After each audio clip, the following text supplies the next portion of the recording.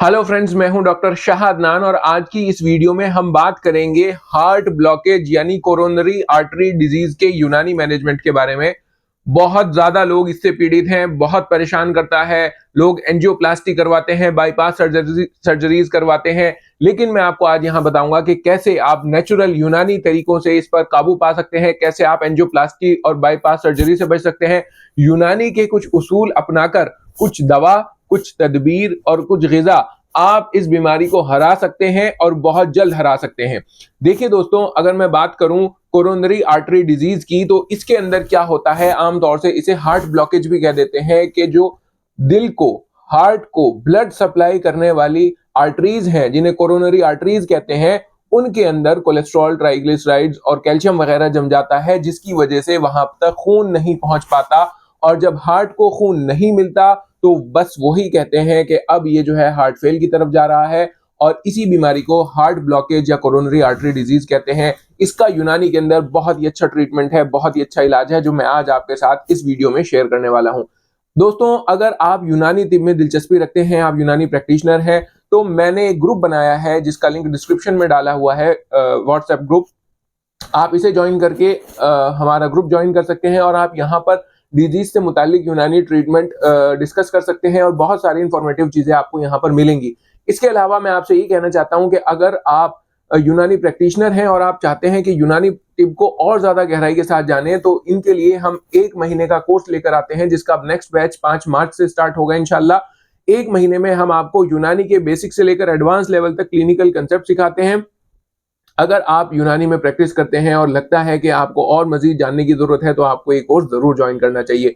इसके अलावा अगर आप पेशेंट हैं और मुझसे कंसल्टेशन लेना चाहते हैं, तो दिए गए व्हाट्सएप नंबर पर व्हाट्सएप मैसेज करके आप मेरा अपॉइंटमेंट बुक कर सकते हैं और हमारी दवाइयां भी मंगा सकते हैं, जिनकी delivery all over India free है। तो चलिए दोबारा से शुरू करते हैं कोरोनरी आर्टरी डिजीज यानी हार्ट ब्लॉकेज के बारे में। Heart blockage,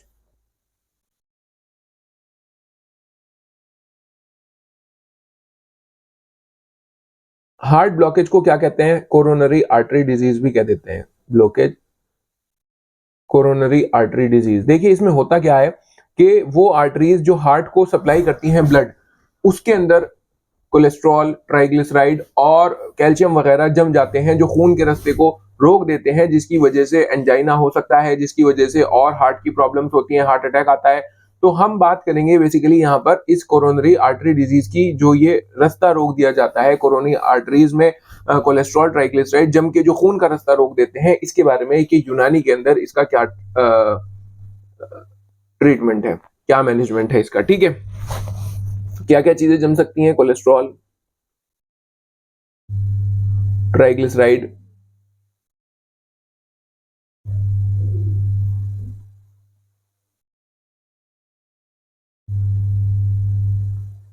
and calcium. ठीक है, और इसकी एक बात ये भी है कि इसमें जो है कोरोनरी आर्टरी डिजीज में बहुत सारे अलामात आती हैं, बहुत सारे सिम्टम्स आते हैं। इसका डायग्नोसिस बड़े आसानी से बन जाता है और हार्ट अटैक से पहले ही अक्सर ये डायग्नोज कर लिया जाता है, लेकिन फिर मरीज क्या करते हैं कि उनकी ये बीमारी दूर नहीं हो पाती। वो लंबे समय तक इसी बीमारी के साथ जीते हैं, लाइफस्टाइल में चेंजेस नहीं करते, और फिर उसके बाद आखिर में जब ब्लॉकेज 100% तक हो जाता है, तो फिर उनको एंजियोप्लास्टी करानी पड़ती है और कभी-कभी बाईपास सर्जरीज करानी पड़ती है। तो उन दोनों चीजों से बचा जा सकता है। कैसे? सबसे पहले इसके कॉजेज जान लीजिए कि इसके असबाब क्या-क्या हैं, क्यों होता है हार्ट ब्लॉकेज। इसके अगर कॉजेज की हम बात करें, तो कॉजेज में जो है सबसे पहला जो कॉज है, सबसे मेजर जो कॉज है, वो है हाई कोलेस्ट्रॉल एंड ट्राइग्लिसराइड। ये चर्बी जम जाती है, दोनों चर्बी की किस्में हैं ये। कहाँ जम जाती है? उन आर्टरीज में जो खून लेकर जाती है हार्ट तक।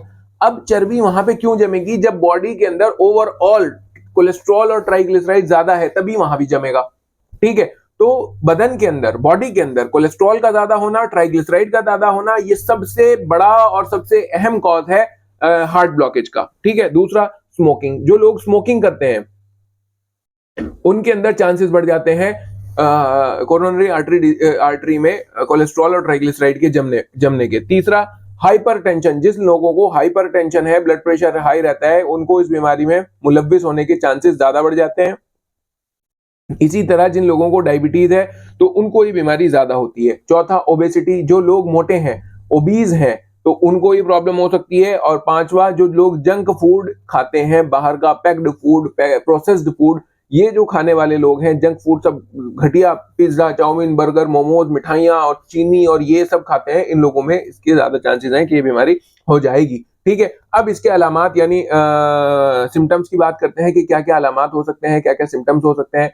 अगर सिम्टम्स या अलामात की बात करें तो इसमें क्या हो सकता है, चेस्ट पेन हो सकता है। क्या हो सकता है, चेस्ट पेन, छाती में दर्द, मरीज ऑफन कंप्लेन करेगा चेस्ट पेन, और इसको वो कभी कभी कैसे लेगा, वो समझेगा कि मेरे जो है स्टमक में दर्द है। ये जो है चेस्ट पेन अक्सर लोगों को लगता है कि साथ में, क्योंकि इसमें यहाँ पे अक्सर वॉमिटिंग भी आ सकती है, तो लोगों को लगता है कि स्टमक की यानी पेट की कोई दिक्कत है। दूसरा, लेफ्ट हैंड, बाएं हाथ में और बाएं जबड़े में बाएं तरफ, लेफ्ट जॉ, इसमें जो है दर्द हो सकता है।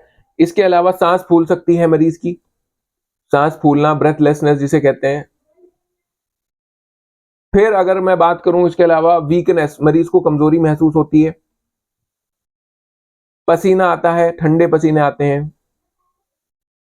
और घबराहट जो है मरीज को महसूस होती है। तो ये आमतौर से इसके जो है अलामात हैं हार्ट ब्लॉकेज के उन लोगों को चेस्ट पेन होने लगता है, उन लोगों को लेफ्ट हैंड बाएं हाथ में या बाएं तरफ जबड़े में दर्द हो सकता है, सांस फूल सकती है, वीकनेस, पसीना, घबराहट, ये हो सकता है। ठीक है, अब यहाँ पे एक बात और भी है कि अगर किसी को ये हार्ट ब्लॉकेज हो गई तो बहुत ज्यादा घबराना नहीं है। देखो, अगर 70% ब्लॉकेज भी हो गई, कि 70% एरिया आर्टरी का कोलेस्ट्रॉल ट्राइग्लिसराइड ने घेर लिया, जम गया, तो भी मरीज आसानी से चल सकता है, सीढ़ियां भी चढ़ सकता है। हालांकि उसे भागने में प्रॉब्लम हो सकती है, लेकिन आसानी से चल सकता है। इसी तरह 80% जो है अगर ब्लॉकेज हो गई तो यहाँ पर भी मरीज जो है आसानी से चल सकता है, हालांकि वो सीढ़ियां नहीं चढ़ सकता, उसको भागने में दिक्कत होगी, लेकिन 80% ब्लॉकेज तक भी कोई इतना बड़ा मसला नहीं आता। जब ब्लॉकेज 80% से ज्यादा बढ़ जाती है, तब जाके इसके ये सब सिम्टम्स, अलामात आनी शुरू होती हैं। तो अगर रिपोर्ट में आया कि 90% ब्लॉकेज है, डोंट बी अफ्रेड, जो मैं बता रहा हूँ ये इलाज ये शुरू कर लेना, और इंशाल्लाह इससे मरीज को फायदा होगा। देखो, अब इलाज की बात करें कि इलाज इसका कैसे होगा। अगर किसी को हार्ट ब्लॉकेज है और उसके 90% तक ब्लॉकेज है, 95% तक ब्लॉकेज है, तो इलाज कैसे करना है। तो यहाँ पर सबसे पहला उसूल जो है वो ये है कि जो चर्बी जम गई है, क्या, कोलेस्ट्रॉल एंड ट्राइग्लिसराइड, जो जम गई है इसे खत्म करना, जो आर्टरीज में जम गई है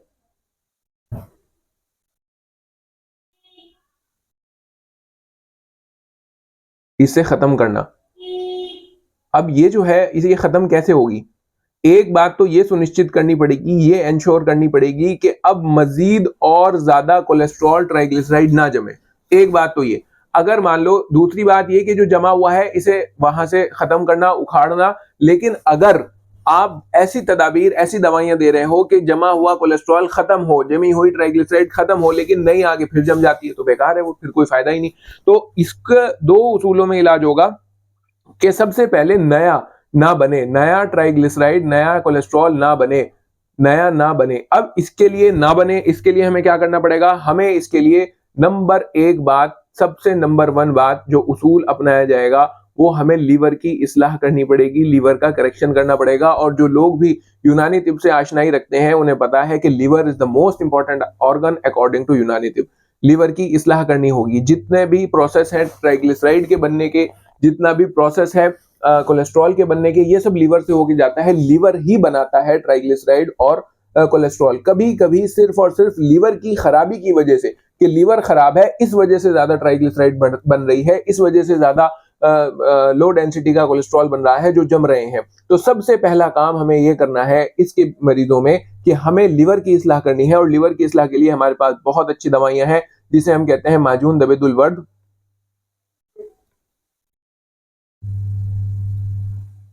5 ग्राम सुबह शाम।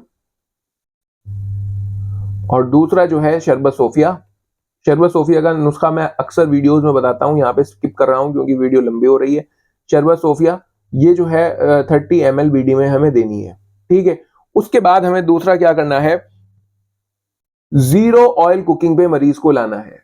जीरो ऑयल कुकिंग के बिना घी तेल के खाना मरीज का बनेगा, क्योंकि जब घी तेल कम जाएगा बदन के अंदर तो ये चांसेस कम हो जाएंगे। ये कहा जाता है कि दरअसल जो आप ये प्लांट फैट खाते हो, ये जो फॉर्चून का तेल है, सरसों का तेल है, मूंगफली का तेल, जितने भी ये प्लांट ओरिजिन के फैट या ऑयल्स हैं, ये डायरेक्ट कोलेस्ट्रॉल में तब्दील हो जाते हैं, डायरेक्ट ट्राइग्लिसराइड में तब्दील हो जाते हैं। प्लांट ओरिजिन के जितने भी ये फैट्स हैं, ये डायरेक्ट ट्राइग्लिसराइड में तब्दील होते हैं और ट्राइग्लिसराइड जमती है। तो इसलिए इस तरह के मरीजों में हमें ये बात इंश्योर करनी है कि एक बूंद भी, not even a single drop of ghee और ऑयल उसके पेट के अंदर जाए, एक सिंगल बूंद भी, उसे प्योर उबला हुआ खाना खिलाना है। किसी भी हाल में उसके अंदर एक भी बूंद घी तेल की ना जाए। ठीक है। तीसरा, यहां पर हमें मरीज को लो कार्ब्स पे रखना है, कार्बोहाइड्रेट्स कम रहे, चीनी बिल्कुल बंद। अगर उसे डायबिटीज नहीं भी है तब भी उसकी चीनी शक्कर बिल्कुल बंद। क्यों? क्योंकि ये जो चीनी और शक्कर है, ये ही लीवर इन्हें प्रोसेस करके क्या बना देता है? ट्राइग्लिसराइड बना देता है। लीवर इन्हें प्रोसेस करके कोलेस्ट्रॉल में तब्दील करता है, ज्यादातर ट्राइग्लिसराइड बना देता है, चर्बी बना देता है, और वो चर्बी फिर जम जाती है। तो ये भी सुनिश्चित करना पड़ेगा कि चीनी बिल्कुल कम, और डाइट जो है आपकी वो सब्जियों पे, सलाद पे, दालों पे, इस पे ज्यादा आ जाए। रोटी चावल, चीनी तो बंद, और रोटी चावल कम। दाल सब्जी सलाद ज्यादा, रोटी चावल कम। ये वाली डाइट मरीज को फॉलो करनी है। एक बूंद भी उसके अंदर घी की या तेल की नहीं जानी चाहिए, और लीवर की इस्लाह इस तरह से करनी चाहिए। जब आप ये तीनों काम कर दोगे तो ये इंश्योर हो जाएगा कि अब नया कोलेस्ट्रॉल या नया ट्राइग्लिसराइड बॉडी के अंदर नहीं बनेगा। अब जब नहीं बनेगा तो नहीं जमेगा। अब हमारे पास दूसरा टारगेट क्या रह गया कि अब जो जमा हुआ है उसे वहां से खत्म करना है, उसे वहां से उखेड़ना है। तो इसके लिए एक बहुत ही अच्छा नुस्खा है, मैं अपनी अक्सर प्रीवियस वीडियोस में भी डिस्कस कर चुका, इसमें भी मैं करता हूं आपके साथ। इसमें आपको क्या लेना है? इसमें लेना है लहसुन, कितना? 250 ग्राम। और क्या लेना है? अदरक, कितना? 250 ग्राम। और इनको मोटा मोटा हवन दस्ते में क्रश करके, मोटा मोटा, बारीक नहीं करना कि वो बिल्कुल ही वहीं के वहीं सारा पानी छोड़ दें। मोटा मोटा क्रश करके इन दोनों को 1 लीटर पानी में हल्की आंच पर पकाना है। 1 लीटर पानी में पकाना है हल्की आंच पर। याद रखिएगा, हल्की आंच पर। जितनी हल्की आंच उतना इसका ज्यादा इफेक्ट। अब ये पकते पकते पकते पकते पकते पकते जब ये आधा लीटर रह जाए, यानी 500 ml रह जाए, तो इसे उतार लें, और उतारने के बाद लहसुन अदरक को हटा दें। किचन में इस्तेमाल करना चाहें किचन में कर लें, फेंकना चाहें तो फेंक दें। अब ये 500 ml सॉल्यूशन जो आपके पास आया, इस 500 ml सॉल्यूशन के अंदर आप 500 ml मिलाएं सेब का सिरका, एप्पल विनेगर। क्या? सेब का सिरका। और अगर मरीज डायबिटिक नहीं है, अगर उसको डायबिटीज नहीं है, तो 500 ml ही शहद मिला दें, और अगर डायबिटीज है तो ये शहद यानी हनी वाला छोड़ दें। अब आपके पास ये 1.5 लीटर सॉल्यूशन एक तरह से तैयार हो गया। इसका आधा आधा कप सुबह शाम गर्म करके मरीज को पिलवाएं। ठीक है, आधा आधा कप सुबह शाम गर्म करके मरीज को पिलवाएं, और ये वाली डाइट दें जो मैंने बताया। लिवर की इस्लाह करें, और एक और चीज यहां पे रह गई कि डाइट में नींबू का इस्तेमाल बढ़वा दें। नींबू का इस्तेमाल बढ़वा दें, नींबू का इस्तेमाल बढ़वा दें। तो बस ये आपको इंशाल्लाह मिरेक्युलस इफेक्ट दिखाएगा, और विद इन 1 मंथ जो सिम्टम्स आ रहे थे वो रिलीफ हो जाएंगे, और हार्ट खुल जाएगी ब्लॉकेज। ठीक है, इंशाल्लाह 1 महीने के अंदर अंदर। हालांकि ये करना कम से कम 3 महीने है, 3-4 महीने तक ये करते रहो, लेकिन 1 महीने के अंदर अंदर ब्लॉकेज जो है उसमें रिलीफ मिलेगा, ब्लॉकेज खुलने लगेगी। और ये 1 महीने तक आप अगर मरीज का करवा देंगे, इंशाअल्लाहुल अजीज मरीज को बहुत ज्यादा शिफा और फायदा होने लगेगी। दूसरी यहाँ पे एक चीज और करनी है कि भाई अब जैसे आर्टरीज हैं जो हार्ट को जा रही हैं, तो इनमें ये जो ब्लॉकेज हुई है, तो ये रास्ता रुका हुआ है, मान लो ये सब ब्लॉकेज है इसके अंदर, तो खून को जाने की जगह नहीं मिलती। तो अगर इनका ये चौड़े हो जाएं, थोड़े से डायलेट हो जाएं, तो उसमें भी फायदा मिलेगा। अगर ये चौड़े हो गए, डायलेट हो गए, तो खून आसानी से अपना रास्ता बना लेगा। तो उसके लिए भी एक चीज हम देते हैं, उसे कहते हैं अर्जुन की छाल। अर्जुन की छाल, दारचीनी, इन दोनों को हम वजन लेकर, इक्वल क्वांटिटी में लेकर, हम वजन लेकर इसका पाउडर बना लें, और 3-3 ग्राम सुबह शाम इस्तेमाल करें। ठीक है, 3-3 ग्राम सुबह शाम इसका इस्तेमाल करें। ये आपके ब्लड वेसल्स को, आर्टरीज को डायलेट कर देगा। जब डायलेट कर देगा तो ब्लड के लिए स्पेस ज्यादा हो जाएगा हार्ट तक पहुंचने के लिए, और इस तरह से मरीज को इसमें रिलीफ मिलेगा। मैं बिल्कुल ये चाहता हूं कि आप इस नुस्खों का, इन चीजों का फायदा उठाएं और एंजियोप्लास्टी से और बाईपास सर्जरी से बचें, और बहुत थोड़े से लाइफस्टाइल मॉडिफिकेशंस करके बड़ी आसानी के साथ इन बीमारियों से उभरा जा सकता है, बचा जा सकता है। आप जरूर इसको फॉलो कीजिएगा। और अगर आप जो मैंने पहले बताया हमारा कोर्स ज्वाइन करना चाहते हैं तो दिए गए व्हाट्सएप नंबर पर व्हाट्सएप मैसेज करके इन्फॉर्मेशन ले लीजिएगा। मुझसे कंसल्टेशन लेना चाहते हैं, मेरा अपॉइंटमेंट बुक करना चाहते हैं तो भी यही व्हाट्सएप नंबर है। और हमारा ग्रुप जिसका लिंक डिस्क्रिप्शन में है वो जरूर ज्वाइन कर लीजिएगा। उस पर इस तरह की तिब्बी डिस्कशंस चलते रहते हैं। आखिर में आप इस बारे में क्या सोचते हैं मुझे कमेंट करके जरूर बताइएगा। अपना बहुत ख्याल रखिएगा। मिलते हैं नेक्स्ट वीडियो में, तब तक के लिए बाय।